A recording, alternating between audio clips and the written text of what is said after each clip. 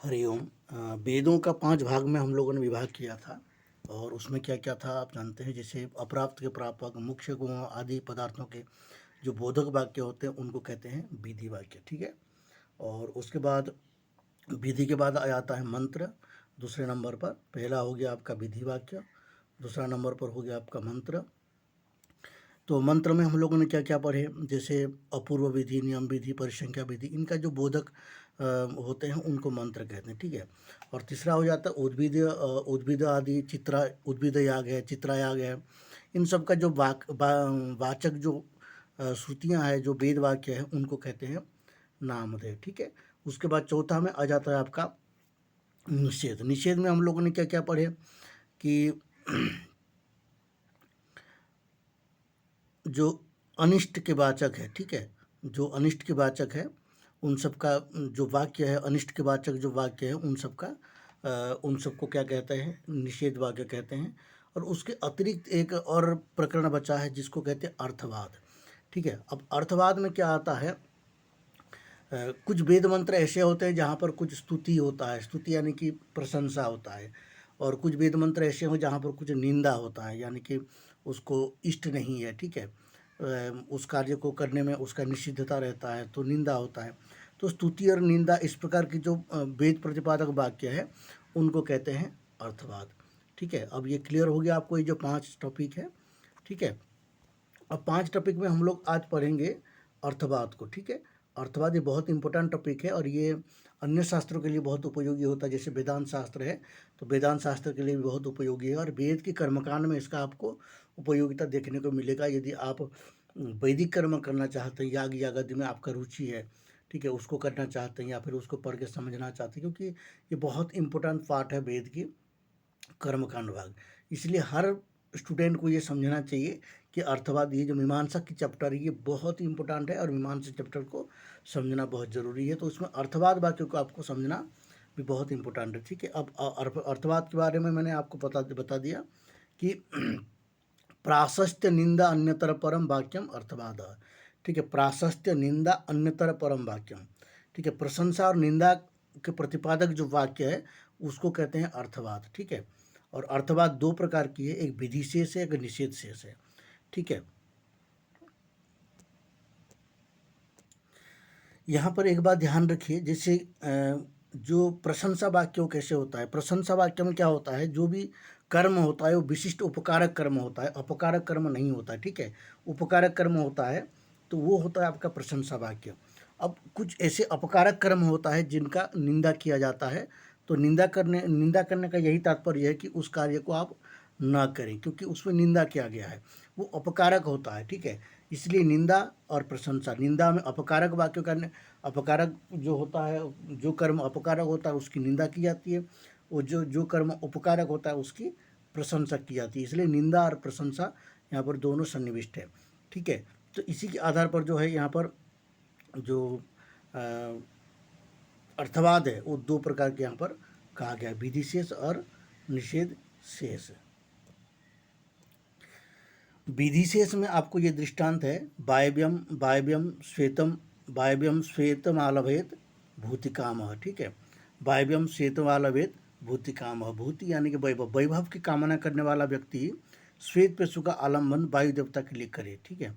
यहाँ पर देखिए ये क्यों कहा गया है, यहाँ पर इसलिए कहा गया है क्योंकि वायुर्वै क्षपिष्ठा देवता थी, ठीक है। वायुर्वै क्षपिष्ठा देवता थी, वायु जो है शीघ्रगामी देवता है। तो वायु देवता की आराधना करने से, देवता की श्वेत, वायु देवता के लिए श्वेत पशु का आलम्बन करने से, जैसे वायु देवता शीघ्र शीघ्र शीघ्र जाने वाला होता है, शीघ्रगामी देवता है, उसी तरह जो है फल भी आपका शीघ्रतापूर्वक प्राप्त होता है। इसीलिए जो है वायव्यम श्वेतम आलभेत भूतिकामहम ये यहाँ पर कहा गया है। और इसी से क्या हो जाएगा, इसके आलम्बन करने मात्र से ही, आलम्बन करने से ही जो शीघ्रगामी वैभव की शीघ्र प्राप्ति हो जाएगी। उसी के विपरीत जो है जो निषेध शेष है, ये तो हो गया आपका विधि शेष, एक निषेध शेष है, ठीक है। यहाँ पर ये हो गया प्रशंसा वाली वाक्य है, जो विधि शेष है ये प्रशंसा के लिए है, और जो निषेध शेष है वो आपको निंदा समझ सकते हैं। देखिए निषेध शेष में क्या है, बर्हिषि रजतम ने देयम, बर्हिषि रजतम ने न देयम। याग में याग में रजत देने से याग में रजत नहीं देना चाहिए, ठीक है। रजत का दान जो है नहीं करना चाहिए, कहाँ? याग में। क्यों? क्योंकि कहते हैं कि जो रजत देता है उसको रोना पड़ता है। सो रोदिती थी, ऐसे पंक्ति आता है, सो रोदिती थी, ठीक है। उसने रोया, क्यों रोया? क्योंकि उसने जो है यज्ञ में रजत दान किया था, ठीक है। जो रोया वही रुद्र की रुद्रता है, ठीक है। और ये जो है निंदापरक वाक्य है, क्योंकि रजत दान का यहाँ पर निंदा किया गया है, इसलिए यज्ञ में रजत नहीं देना चाहिए। इससे ये जो है इसका निंदापरक वाक्य होने से निषेध शेष वाक्य, जिसने भी रजत दिया वो रोया। यो बर्हिषि रजतम दद्यात् पुरा संवत्सराद गृहे रोदनम भवति, ठीक है। जिसने भी रजत का दान किया वो 1 साल के अंदर रोया, ठीक है। इसीलिए जो है याग में क्या है, याग में रजत दान का निषेध किया गया है। तो ये निंदापरक वाक्य है, इसलिए निषेधपरक वाक्य है। तो ये अर्थवाद वाक्य से ही निषेधपरक जो अर्थवाद है उससे बर्हिषि न रजतम देयम, बर्हिषि न रजतम न देयम,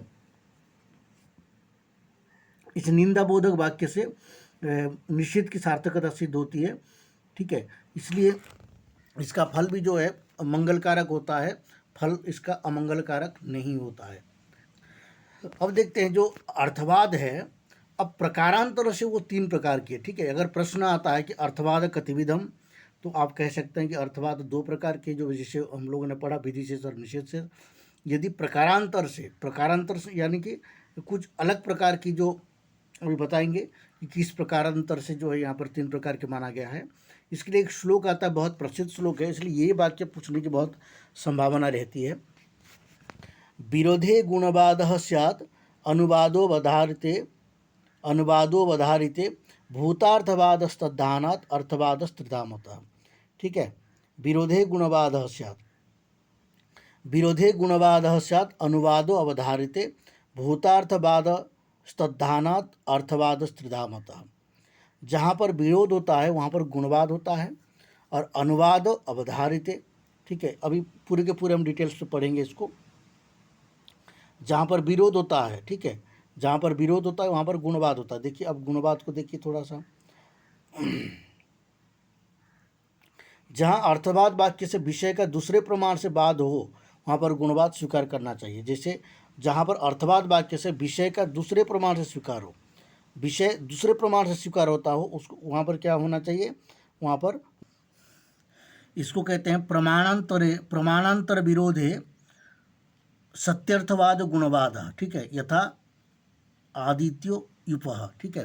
प्रमाणांतर विरोधे सत्यार्थवाद गुणवाद यथा आदित्यो युपः। ये प्रमाणांतर अन्य प्रमाण से विरोधे सत्यार्थवाद, अन्य प्रमाण की विरोध होने पर, जहाँ पर अन्य प्रमाण की विरोध होता है, इसलिए विरोधे गुणवाद स्यात् कहा। अन्य प्रमाण की विरोध, अन्य प्रमाण की, जहाँ अर्थवाद वाक्य से विषय अन्य प्रमाण से बाध होता हो, ठीक है, अन्य प्रमाण से बाध होता हो, तो वहाँ पर जो है गुणवाद स्वीकार करना चाहिए, जैसे आदित्य यूपः में है।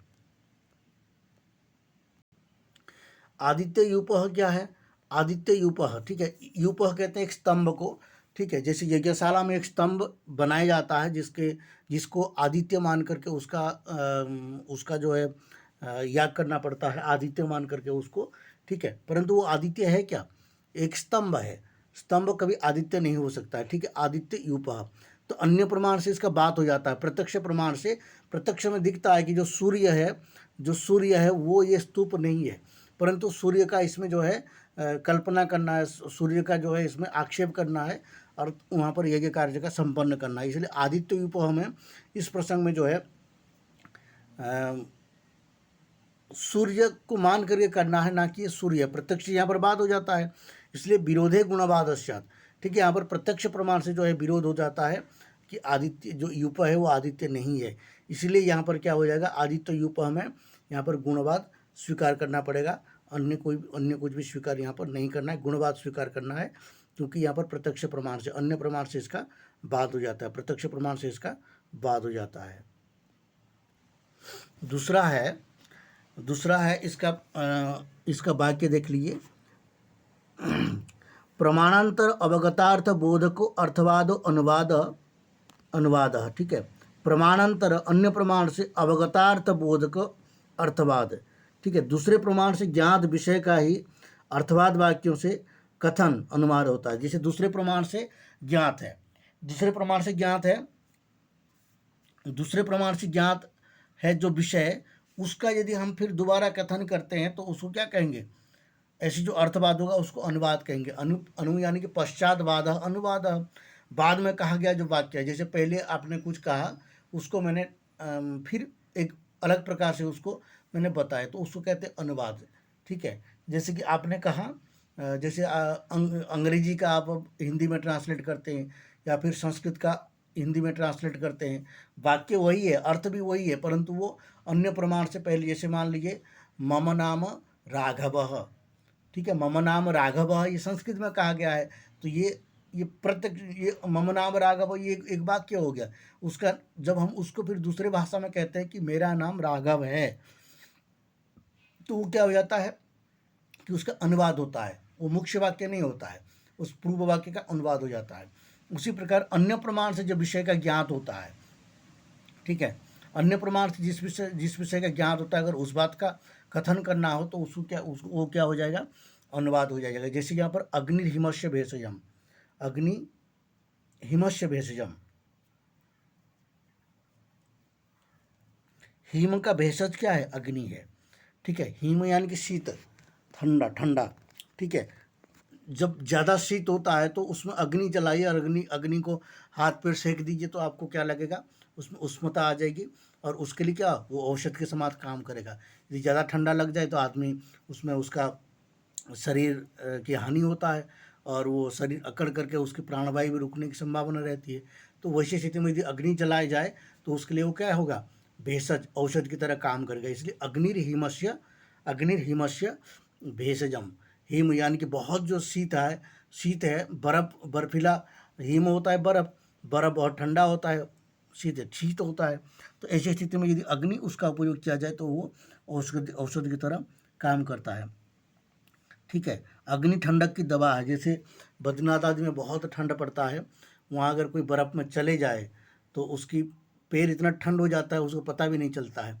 और कभी कभी तो ऐसे होता है कि पैर बर्फ़ में जब ज़्यादा दिन तक बर्फ़ में चलने पर, अगर बर्फ़ में आप कई किलोमीटर चले गए खाली पैर, तो आपका पैर बिल्कुल उसमें क्या हो जाएगा, वहाँ का जो रक्त है वो बंद हो जाता है, और साथ में जो वहाँ की मांस है वो बिल्कुल सड़ जाता है, गल जाता है, ठीक है।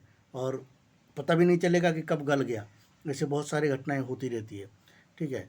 तो जो ठंड है उसके लिए अग्नि ही उपयुक्त है। और ऐसी ठंड में अगर आप चल के चले गए कभी बर्फ़ में और अपने रूम में आए, तो वहाँ पर अग्नि जला करके सेकना चाहिए पैर को, ताकि ब्लड सर्कुलेशन सही हो जाए। इसलिए अग्निर हिमस्य भेषजम, ठीक है। अग्नि जो है हिम, ठंडक का भेषज, औषध है, ठीक है। यहाँ पर क्या है? अग्निर्हिमस्य भेषजम, ये तो प्रत्यक्ष प्रमाण से सिद्ध है, क्योंकि जो बर्फ़ में कभी गया हो या फिर देखा हो, सुना हो, तो वो जानता है कि जब ज़्यादा ठंड हो जाए, बर्फ़ में नहीं भी गया हो तो भी सामान्य रूप से ठंड होता है, ठंड में अगर अग्नि जलाते हैं, हाथ पर सेकते हैं, तो उसका क्या हो जाता है? उपकारक हो जाता है। अग्नि से जो है ठंड खत्म हो जाता है, ठीक है। इसलिए विरोधी हो गया ये। तो ये दूसरा प्रत्यक्ष प्रमाण से यहाँ पर सिद्ध है, प्रत्यक्ष प्रमाण से इसका ज्ञात है। और उसका फिर हम क्या कर रहे हैं? अग्निहिमस्य भेषजम, जब इस वाक्य को प्रयोग कर रहे हैं तो वो प्रत्यक्ष प्रमाण से सिद्ध है। इसलिए यहाँ पर अन्य प्रमाण से इसका ज्ञात, जो प्रत्यक्ष प्रमाण से ज्ञात विषय का फिर जो है उसको दोबारा जब हम कथन कर रहे हैं तो उसको कहते हैं अनुवाद, ठीक है। अब भूतार्थवाद देखिए। जिस विषय का अन्य प्रमाण से जाना ही नहीं जा सकता है, ठीक है, जिस विषय का अन्य प्रमाण से जाना ही नहीं जा सकता है, ऐसे विषय का कथन भूतार्थवाद होता है। अन्य प्रमाण से जाना नहीं जा सकता है, कैसे है? यहाँ पर वाक्य दिया है, प्रमाणांतर विरोध तत् प्राप्ति रहितार्थ बोधक अर्थवाद भूतार्थवाद, ठीक है। प्रमाणांतर विरोध तत्प्राप्ति, अन्य प्रमाण से विरोध हो, अन्य प्रमाण से जाना नहीं जा सकता है और उसका प्राप्ति नहीं हो सकता है, और अहितार्थ बोधक अर्थवाद, और जो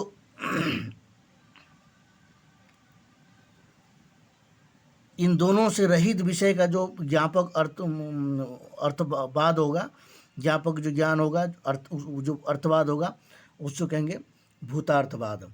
ठीक है, जैसे भूतार्थवाद क्या है? इंद्रो वृत्राय वज्रम वज्रम उदयच्छ। इंद्रो वृत्राय वज्रम उदयच्छ, ये क्या? देखिए, इंद्र वृत्राय, इंद्र जो है वृत्राय, वृत्रासुर के लिए वज्र का उद्वपन किया, वज्र का उत्पादन किया, यानी कि वज्र को बनाया। ठीक है, वृत्राय ये क्या है? ये बहुत प्राचीन कथा है, प्राचीन काल में इसकी घटना हुई है। ठीक है, वृत्रासुर, जिस विषय को अन्य प्रमाण से जाना नहीं जा सकता, इसको कोई अन्य प्रमाण से जाना नहीं जा सकता। अगर ये कथा कोई सुना रहा है तो कोई नहीं कह सकता कि मैंने इसको देखा था।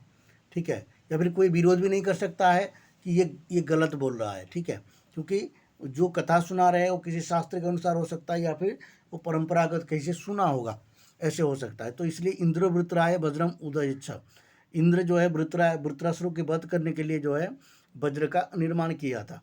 और ये प्राचीन कथा है, और इसके लिए कोई जो है अन्य प्रमाण से इसका ज्ञात नहीं हो सकता, ना प्रत्यक्ष प्रमाण से ज्ञात हो सकता है, ना इसका कोई विरोध कर सकता है। ठीक है, तो इसलिए यहाँ पर जो है ये क्या हो जाता है? ये सत्य कथन हो जाता है, भूतार्थवाद हो जाता है। ठीक है, भूतार्थवाद इसको इसलिए कह सकते हैं क्योंकि ये अन्य प्रमाण से विरोध भी नहीं होता है, और अन्य प्रमाण से इसका ज्ञात भी नहीं होता है। ठीक है, इसलिए हो गया भूतार्थवाद। वृत्रासुर की बात करने के लिए इंद्र ने जो दधीचि ऋषि की अस्थियों को लेकर के वज्र की निर्माण किया था, तो वो कथा अनेक पुराणों में प्राप्त होता है। और उस कथा को अगर फिर यहाँ पर कथन करते हैं, इंद्र वृत्राय वज्रम उदयच्छ, ऐसे कथन करते हैं, तो इसको कहते हैं भूतार्थवाद। ये हो गया आपका 3 प्रकार की बात, जो है गुणवाद है, अनुवाद है और भूतार्थवाद। ये बहुत इंपॉर्टेंट है, ध्यान रखिए, वेदांत में ये बहुत उपयोगी है। अगर आप वेदांत पढ़ते हैं तो आपको ये काफ़ी जगह में इसका उपयोगिता मिल जाएगा। ब्रह्मसूत्र में इसका बहुत उपयोगी है। अगर आप भविष्य में ब्रह्मसूत्र का अध्ययन करते हैं, अपने के लिए भी अध्ययन करते हैं, ज्ञान के लिए अध्ययन करते हैं, या फिर साधना की दृष्टि से अध्ययन करते हैं, तो भी आपको इन सारे जो विषय है, गुणवाद है, अनुवाद है, भूतार्थवाद है, इन सब विषय को आपको ध्यान रखना पड़ेगा, ताकि वहाँ पर आपको सही सही अर्थ लगा सके।